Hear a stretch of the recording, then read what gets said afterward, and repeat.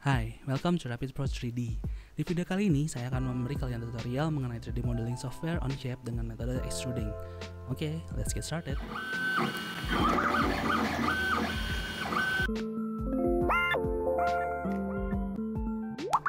Onshape adalah software yang kalian bisa gunakan secara gratis, dan menurut pengamatan objektif kami, Onshape adalah yang terbaik karena sangat mudah untuk dipakai. Tidak seperti Fusion 360 atau SketchUp, Onshape menggunakan interface web yang kita bisa akses melalui browser.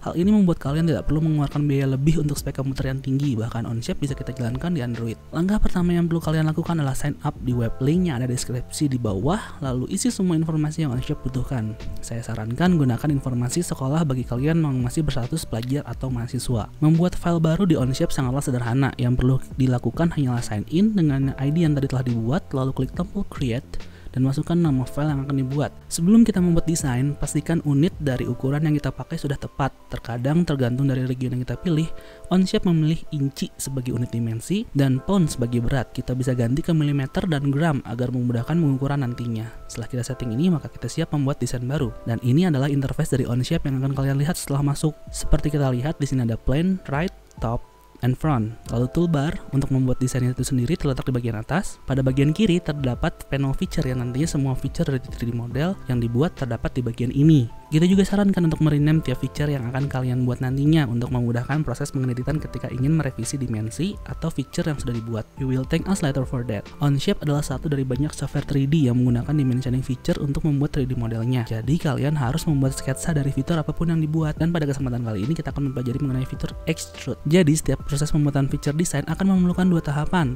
desain sketsa dan penentuan feature yang dipilih. Sebagai contoh, ketika kita ingin membuat bentukan kubus, maka kita perlu membuat sketsa kotak dengan feature extrude yang dipakai. Dan ingat, kita harus selalu memasukkan dimensi dari setiap feature yang dibuat. Dalam hal ini, ketika kita ingin membuat kubus 20 mm, maka kita buat persegi 20 x 20 mm.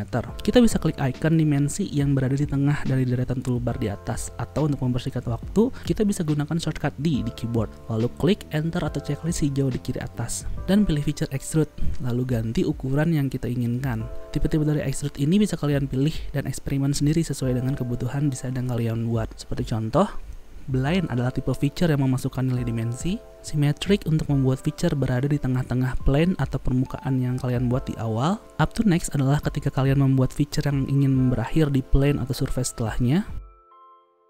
Up to face, up to part, dan up to vertex jika kalian menginginkan feature extrude sampai ke target selanjutnya. Dan terakhir, through all adalah extrude sampai batas terluar dari produk yang sedang kalian buat. Setelah terbentuk kubus ini, mungkin kalian bisa sekalian membiasakan memutar dan panning objek dengan hold right click untuk memutar dan hold middle click untuk panning. Hold left click digunakan untuk memilih feature yang kalian inginkan. And there you have it. Kuasai fitur-fitur ini dari extrude dengan mengeksplorasi tools sketsa seperti membuat circle, arc, polygon, spline, bahkan teks. Tools yang sering kita jumpai di software vektor seperti Corel Draw dan Illustrator akan berfungsi sama dengan tools yang ada di Onshape seperti fillet, trim, offset, mirror, and pattern. Kalian pun bisa mengimport vektor yang kalian buat di Corel, Inventor, atau AutoCAD dengan pertama mengekspornya ke file format DXF atau DWG dan mengimportnya lewat tools DXF DWG import.